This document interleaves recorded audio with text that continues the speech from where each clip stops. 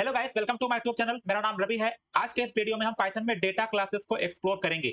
Data classes Python में एक built in class है जिसके हेल्प से हम डेटा को स्टोर करने के लिए सिंपल वे में क्लासेस को क्रिएट कर सकते हैं।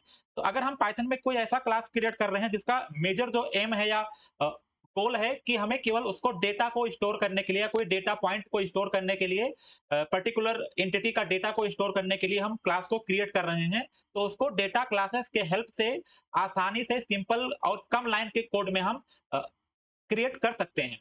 नॉर्मली अगर हम कोई क्लास क्रिएट करते हैं, फॉर एग्जांपल मान लीजिए मैं एक क्लास क्रिएट करता हूँ डेटा पॉइंट को, कोऑर्डिनेट को, एक्स वाई कोऑर्डिनेट को स्टोर करने के लिए, या मान लीजिए कोई क्लास क्रिएट करते हो पेयर के लिए, पेयर दो डेटा टाइप के पेयर को क्रिएट करने के लिए, राइट? तो आपको क्या करना पड़ेगा, क्लास डिफाइन करना पड़ेगा, उसमें जितने स्पेशल मेथड्स हैं, फॉर एग्जांपल जैसे एट्रीब्यूट को इनिशियलाइज करने के लिए इनिट मेथड हो गया, स्पेशल मेथड या मैजिक मेथड, स्ट्रिंग फॉर्म में कन्वर्ट करने के लिए इसे प्रिंट, आप उस पे प्रिंट कर पाएं अपने ऑब्जेक्ट को, तो आपको रेपर या str इंप्लीमेंट करना पड़ेगा। इसके अलावा अगर आपको कंपेयर करना है दो ऑब्जेक्ट्स को, अपने डेटा पॉइंट को कंपेयर करना है, तो आपको इक्वल के लिए स्पेशल मेथड, इन सारे मेथड्स को अपने क्लास के अंदर इंप्लीमेंट करना होगा। बट क्या होगा कि आप अगर मल्टीपल डेटा पॉइंट्स, केवल आपका जो क्लास का मेन एम है केवल डेटा को स्टोर करना, फॉर एग्जांपल आप किसी स्टूडेंट के डेटा को स्टोर कर रहे हो, तो स्टूडेंट का नाम होगा, उसका एज होगा, उसका क्लास होगा, उसके सब्जेक्ट के मार्क होंगे, ये सारे क्या हमें केवल एक पर्टिकुलर एंटिटी का केवल डेटा ही स्टोर करना है, उसमें हमें कोई बिहेवियर वगैरह नहीं डालना है। तो आप डेटा क्लासेस के हेल्प से आसानी से इन मेथड्स को बिना इंप्लीमेंट किए आप क्लासेस को क्रिएट कर सकते हैं। कैसे करेंगे हम उसको आगे देखेंगे, ठीक है? तो डेटा क्लासेस एक्चुअली अगर आप देख रहे हैं तो 3.7 पाइथन वर्जन या इससे बड़ा पाइथन वर्जन इससे ज्यादा होना चाहिए, ठीक है? 3.7 या उससे अबव के वर्जन जो होंगे पाइथन, उसी के अंदर ये अवेलेबल है ये क्लास, ठीक है? तो कैसे करेंगे? फॉर एग्जांपल अगर मान लीजिए हमें एक क्लास क्रिएट करना है, मैं पॉइंट क्लास यहाँ पे क्रिएट करता हूँ, तो क्लास मैं क्रिएट करता हूँ पॉइंट, ठीक है? अब इसको हमें ऑब्जेक्ट क्रिएट करने के लिए इसको हमें इनिशियलाइजर देना पड़ेगा, यहाँ पे इनिट तो डेफ, ठीक है? इसमें मान लीजिए दो मैं इसके एक्स और वाई भी पास कर देता हूँ इनपुट। अब हम सेल्फ डॉट एक्स को एक्स से इनिशियलाइज कर देंगे और सेल्फ डॉट वाई को वाई से इनिशियलाइज कर देंगे, ठीक है? तो हमने ये ऑब्जेक्ट क्रिएट कर लिया। अभी हमने यहाँ पे इनिट मेथड डिफाइन कर दिया इसका, सॉरी मैंने यहाँ पे एक क्लास क्रिएट किया, पॉइंट क्लास क्रिएट किया। अगर आपको इसका एक ऑब्जेक्ट बनाना है तो मान लीजिए एक P1 ऑब्जेक्ट बनाता हूँ, इसका पॉइंट बनाता हूँ मैं, मान लीजिए पॉइंट, तो मान लीजिए एक होगा 1, 2 का एक पॉइंट बनाता हूँ मैं। ऐसे मान लीजिए P2 बनाता हूँ तो इसका एक ऑब्जेक्ट, तो P2 x, मान लीजिए 2 3, 5, ठीक है? मान लीजिए मैंने यहाँ पे दो ऑब्जेक्ट बनाओ। अगर मैं इसे प्रिंट करना चाहूँ तो P1 को अगर मैं प्रिंट करूँ या P2 को प्रिंट करूँ, ठीक है?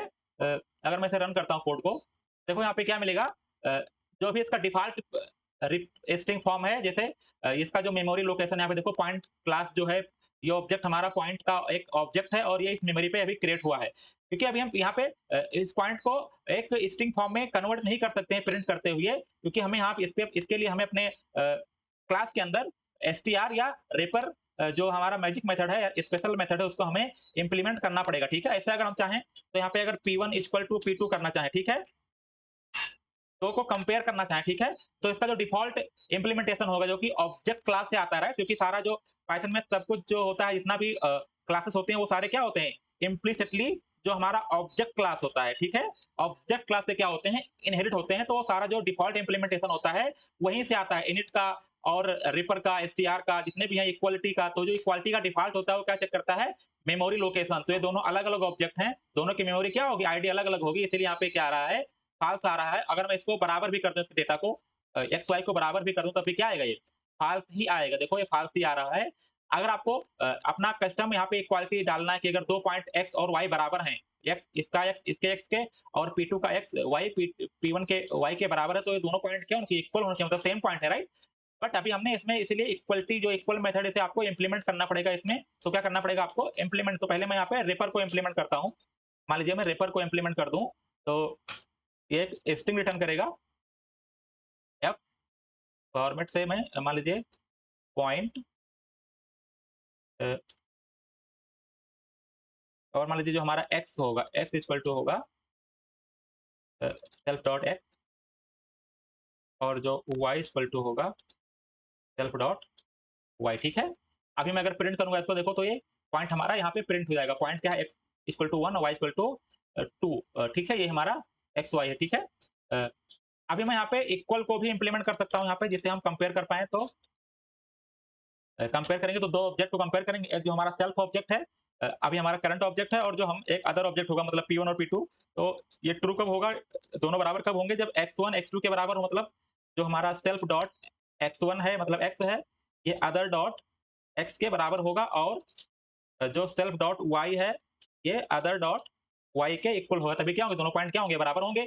अभी मैं प्रिंट करूंगा तो ट्रू आएगा। देखो ये क्या आ रहा है, ट्रू आ रहा है, ठीक है। तो इससे हमने क्या किया, अभी ये ओवरराइड कर दिया इक्वल को, ठीक है। तो हमें एक अब नॉर्मल सा डेटा पॉइंट बनाना है, उसमें बेसिक फंक्शनैलिटी सी हमें डालनी है। उसके लिए भी हमें यहाँ पे 3 फंक्शन यहाँ पे अपने क्लास के अंदर ऐड किया है हमने, ठीक है। ऐड करना पड़ेगा आपको। ऐसे अगर आपको इक्वल टू के लेस देन के लिए आपको एल इंप्लीमेंट करना पड़ेगा, ठीक है। ये सारे हमें इंप्लीमेंट करने पड़ेंगे, पर क्योंकि हमें डेटा ही क्रिएट करना है, तो हम चाहते हैं कि आसानी से केवल डेटा जो हमें चाहिए एट्रीब्यूट वही इंप्लीमेंट कर दें, मतलब एक्स और वाई आसानी से क्रिएट कर सकें। तो उसके लिए इसीलिए पाइथन 3.7 या उसके अबव जितने भी वर्जन है उसमें एक बिल्ट इन क्लास या बनाया गया, जिसे डेटा क्लासेस कहते हैं। तो हम क्या करेंगे, यहाँ से डेटा क्लासेस को इंपोर्ट करता हूं मैं, फ्रॉम डेटा क्लासेस इंपोर्ट करता हूं मैं डेटा क्लास को, ठीक है।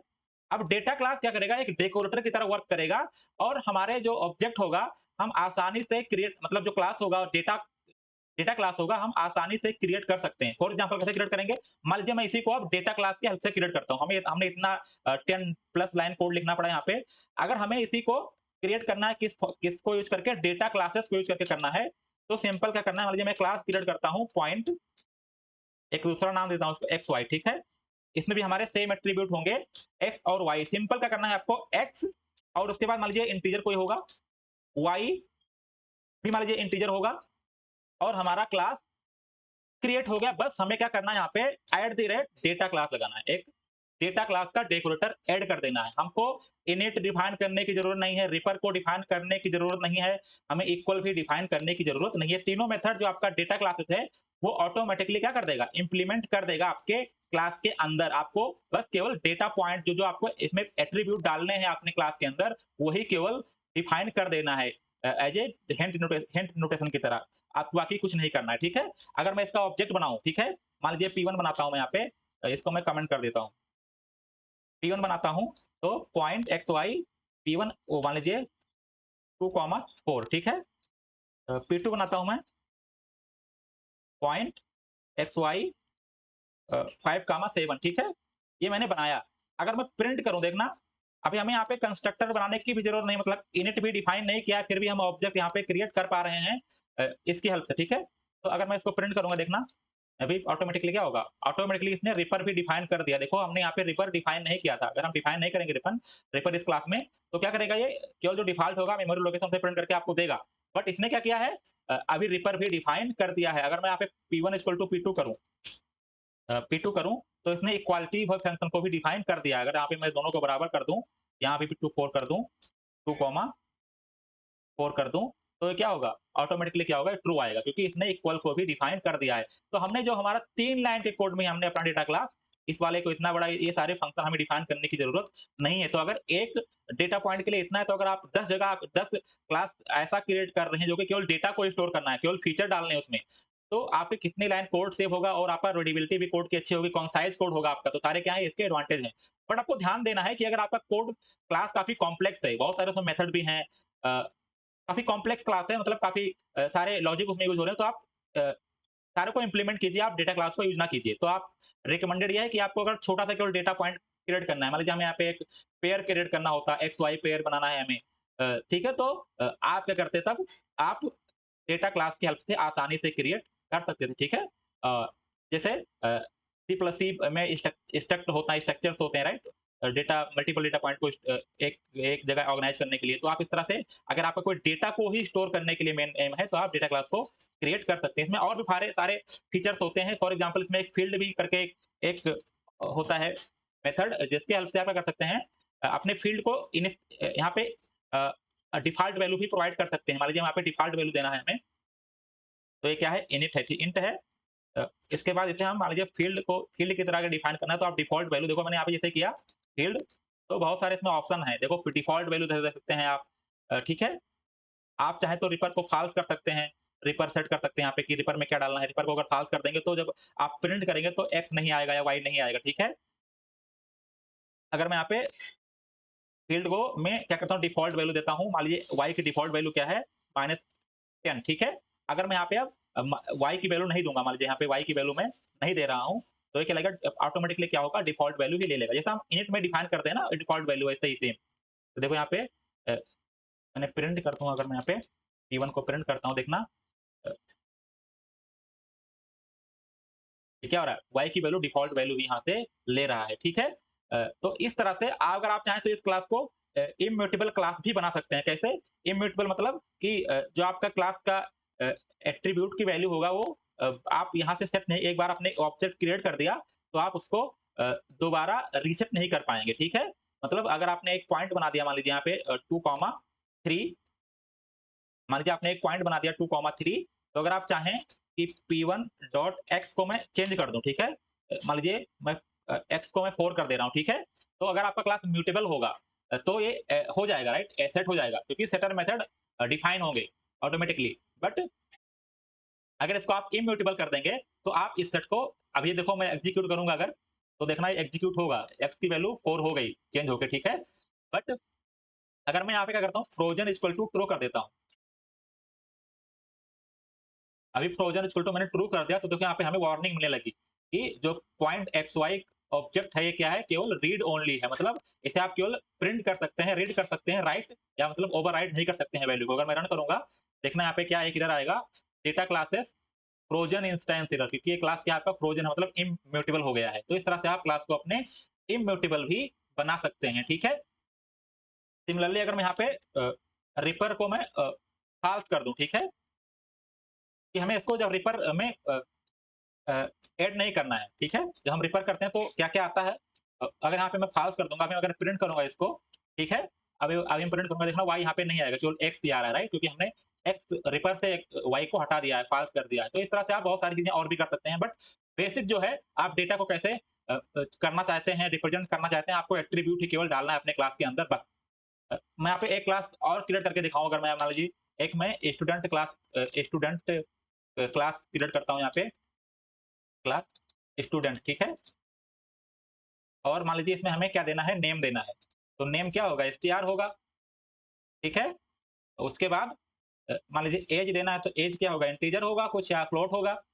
मान लीजिए हमें मार्क्स देने हैं, मार्क्स स्टोर करने हैं, मार्क भी, और ये मान लीजिए फ्लोट होगा, ठीक है। किसी भी और मान लीजिए मैं हम उसकी क्लास भी या स्टैंडर्ड किस स्टैंडर्ड में पढ़ रहा है उसको भी हमें यहाँ पे डालना है, तो ये इंटीजर होगा, ठीक है। अब ये क्या हो गया, ये इसको मैं क्या सिंपल पास करना है आपको, डेटा डेटा क्लासेस, ठीक है। ये डेटा क्लास आप चाहें तो अ, आप इसका ऑब्जेक्ट क्रिएट कर सकते हैं। मान लीजिए स्टूडेंट s1 मैं क्रिएट करता हूँ, तो स्टूडेंट, अब इसका नेम मान लीजिए अमन, ठीक है। एज मान लीजिए 12, मार्क्स मान लीजिए इसको मिले हैं 70, और उसके बाद स्टैंडर्ड ये किस क्लास में है, मान लीजिए 8th क्लास में है, ठीक है। तो ये इस तरह से आपने एक S1 स्टूडेंट क्रिएट कर लिया। अगर मैं इसको प्रिंट करूं S1 को, तो ये क्या है, एक स्टूडेंट का ऑब्जेक्ट बन गया। देखो ये स्टूडेंट का ऑब्जेक्ट यहाँ पे एक क्रिएट हो गया है, ठीक है। इस तरह से आप डेटा क्लासेस की हेल्प से आसानी से डेटा क्लासेस क्रिएट कर सकते हैं, ऐसे क्लासेस जिसको आप केवल किसी भी एंटिटी का, जैसे क्लास हो गया, ये पॉइंट हो गया, पर्सन हो गया, या स्टूडेंट हो गया। इस अगर किसी एंटिटी का आपको केवल डेटा स्टोर करना है, उसके एट्रीब्यूट्स का डेटा स्टोर करना है, तो आप डेटा क्लासेस की हेल्प से आसानी से ये क्लासेस क्रिएट कर सकते हैं। इससे आपको जो ये सारा ये इतने मेथड्स हैं, रेपर हो गया, इनिट हो गया, इक्वल हो गया, इसको आपको इम्प्लीमेंट नहीं करना पड़ेगा। जो डेटा क्लास ये है डेकोरेटर, ऑटोमेटिकली क्या होगा, इम्प्लीमेंट कर देगा, ठीक है।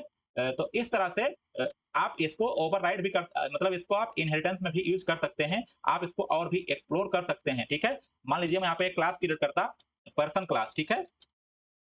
पर्सन क्लास मैं आपको बताता हूँ कि कैसे हम इसे इनहेरिट करेंगे, कैसे डेटा क्लास को, पर्सन पर्सन और मान लीजिए पर्सन क्लास में मैं नेम दे रहा हूँ ASTR होगा, ठीक है।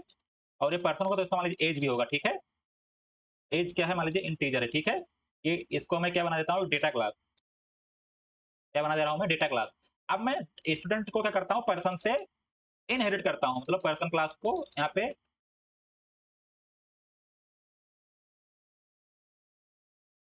इनहेरिट करता हूँ, ठीक है। तो अभी नेम और एज हमारा यहीं से आ जाएगा, ठीक है, पर्सन क्लास से, ठीक है। अभी हमें केवल मार्क्स देना है और यहाँ पे क्या देना है, बाकी हमें कुछ नहीं करना है, सुपर से कुछ कॉल नहीं करना है हमें, क्योंकि हम इनिट भी यहाँ पे नहीं बना रहे हैं। अगर आप नॉर्मली करते तो आपको यहाँ पे इनिट बनाना पड़ता, फिर पेरेंट के कंस्ट्रक्टर को कॉल करना पड़ता सुपर से।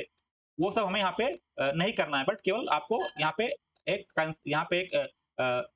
यहाँ पे डेकोरेटर लगाना है, डेटा क्लास, बाकी आपका काम हो जाएगा। अभी मैं प्रिंट करूँ यहाँ पे देखो, तो नॉर्मली हमारा वर्क कर रहा है इसी तरह जैसे, ठीक है। इसी तरह से ये वर्क कर रहा है। अगर मैं यहाँ पे एक और डाल देता हूँ एड्रेस, और ये भी क्या होगा, एक एसटीआर ही होगा, ठीक है। तो देखो इसमें एड्रेस भी आ जाएगा, ठीक है। एड्रेस, अभी हमें एड्रेस पास करना पड़ेगा, मान लीजिए वो इसका एड्रेस है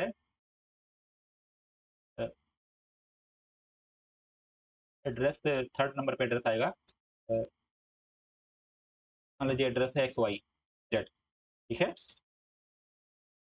देखो एड्रेस भी उसका आ गया, ठीक है। इस तरह से हम डेटा क्लासेस की हेल्प से ओवर मतलब इनहेरिटेंस में भी यूज कर सकते हैं, ठीक है, चाइल्ड क्लास क्रिएट करने में भी। तो आपको अब आइडिया हो गया होगा कि डेटा क्लास कैसे हम यूज कर सकते हैं। काफी अच्छा कॉन्सेप्ट है, काफी सिंपल तरीके से आप डेटा पॉइंट्स डेटा क्लास को क्रिएट कर सकते हैं। अगर आपको वीडियो इन्फॉर्मेटिव लगा हो तो आप please subscribe my channel and like the video. Thank you.